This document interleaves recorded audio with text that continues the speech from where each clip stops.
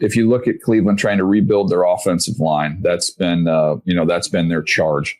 I do think with their 2 first-round picks that they want to come away, one of those picks, with a left tackle. They go out and get Titus Howard, who's a right tackle.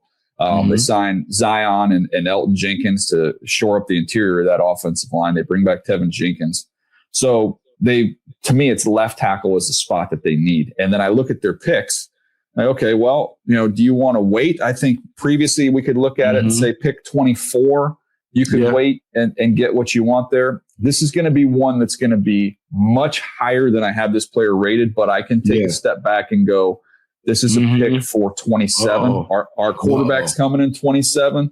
So this is early. This is early. I feel like I got to sit. I got to sense of where you're going. I'm going to take Monroe Freeling. Oh, I knew it. I knew Uga was in the building when you started hemming and hawing and doing all that for the future. I mean, that's higher than I have him, Buck, as a player. He's on my list. If you just look where he is on my list, I have Monroe Freeling at 20. So that's a significant jump, but he is a left tackle. So when you look at the offensive lineman that I have rated ahead of him, I've got Venga up there ahead of him. Yeah. I've got Maui Noah first, then Venga, who's a guard. So Maui Noah, right tackle. Venga is a guard. Spencer Fano, I think he's absolutely perfect at guard, or he's going to play right tackle.